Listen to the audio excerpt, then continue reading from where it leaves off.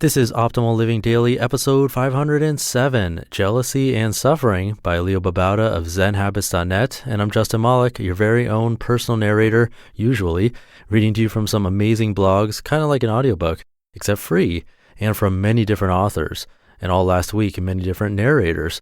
You're going to have a guest narrator today too, but this one's super special because it's a new narrator in the Optimal Living Daily family. If you listen to Optimal Startup Daily or have been listening to this show for a while, you've probably heard of my good friend and business partner, Lee. Well, his wife, Joss Marie, is now hosting Optimal Living Daily Relationships for us, which is awesome. It covers friendship, dating, marriage, parenting, and everything in between. And she's a great narrator, so I thought I'd share her very first episode right here on the podcast. If you enjoy it, make sure you subscribe to that podcast too. I've heard some really nice compliments come from listeners of that show already, so I think you'll enjoy it. So with that, here's Joss as we optimize your life. Jealousy and Suffering by Babauta of Zen Habits.net. Most of us deal with jealousy in some form, and when it comes up, it's never pretty. It might be jealousy when your girlfriend seems interested in someone else, or when one of your best friends becomes close with someone else, or when your parents give a lot of attention to your sibling, or when other people are having more fun than you. Why do we get jealous? What harm does it do us? How do we overcome it? I'll admit that I get jealous, and the me that gets jealous is not my favorite self. I don't like myself when I get jealous. So what do? I watch myself, I see it happening, I acknowledge it, and then I give myself a hug. Let's look a little deeper at jealousy first, and then go over what we can do about it. What is jealousy? Well, jealousy is simply an emotional reaction to a past wound. It gets triggered when something in the present reminds us of what hurt us before. We fear abandonment. Our parents get divorced. Mine did. Our spouse cheats on us. Our best friend leaves us. And so, because this hurt is so much, we remember it in our hearts, and it becomes incredibly difficult to forget it. It becomes a part of us. This wound, this fear, it surfaces at times when it's not helpful. It starts to control us. And so this wound becomes a controlling factor in our lives, and we become the worst selves that we can be. We don't want that. Let's learn to be our better selves. How to heal the wounds and overcome jealousy. Jealousy works because it happens without us realizing it's happening, or without looking deeper into what's happening.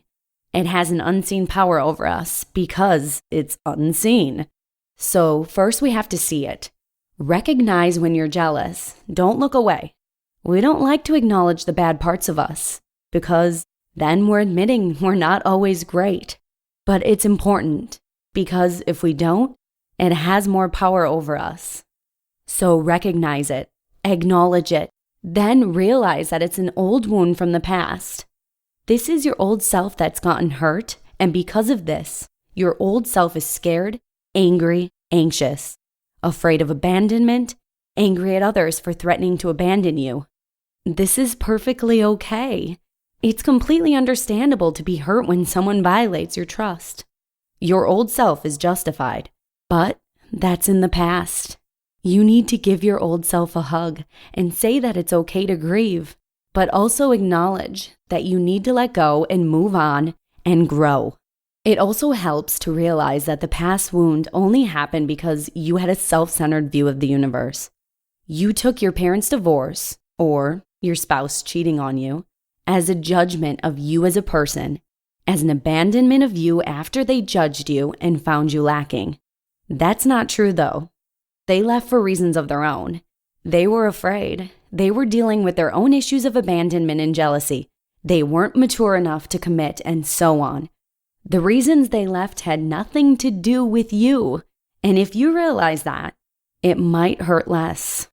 Heal the wounds with compassion, then grow. How to grow. Let's heal the wounds and then become our better selves. Number 1, don't act on jealousy. When you recognize it, pause, watch the fear and the urges to act jealous, and just sit and watch it. Don't let jealousy rule your actions. Take some time away from the action if needed. Number 2, imagine your better self. What's the person you want to be? Do you want to be jealous, or would you rather be secure in yourself, confident, happy, and happy for others? Imagine this better self, then act consistently with that self. Number 3, relieve your suffering. When you act in jealousy, it hurts others. It hurts you. This doesn't feel good. Learn to see the suffering you're causing in others and in yourself, and realize that's not how you want to live. This suffering is entirely caused by acting out of fear. Instead, act compassionately, with compassion for others but also yourself, by letting the fear go. Number 4, let go of your attachment. You are holding on to a past hurt and are hurting your current self because of it. Learn to let go. Practice letting go. It gets easier as you practice. Number 5, be less self-centered. When we are jealous, we think the world revolves around us. My friend shouldn't be getting so close to that person. Doesn't she know that I'm more important? My spouse shouldn't have fun without me. Don't they know that I'm the only one they should care about and have fun with? No one should go on amazing trips and go to fun parties without including me. And so on. Of course, the world doesn't revolve around you or me. And so once we remove ourselves from the center of everything, we can expand our heart to include everyone, not just us. Be happy for others. Feel their pain and fear and anger and jealousy too. Jealousy isn't something you can just get rid of immediately, like an old coat you don't want anymore. It's a wound that needs healing, a hurt that needs compassion. Moving beyond jealousy is a set of skills you need to learn with practice, and a trust that needs to be earned with time. You just listened to the post titled Jealousy and Suffering by Babauta of Zen Habits.net. And again, that was Joss from her brand new podcast, Optimal Living Daily Relationships. Please check it out and subscribe. It'd mean a lot to her, me, and Lee. Subscribing to that show helps this one too. And all three of us are in a Facebook group with a bunch of listeners. If you want to be part of that, I tend to give away books there too. Just come by oldpodcast.com/Facebook and that'll shortcut you right there. Or you can just go into Facebook and do a search for Optimal Living Daily Podcasts, and the group should pop up. And then you can request access to join and introduce yourself if you want. I'll leave it there for today. Thank you for listening. I'll see you in the show tomorrow, where I'll be back narrating for you and where your optimal life awaits. Hey, this is Dan from the Optimal Finance Daily podcast, which is a lot like this show, except more focused on personal finance.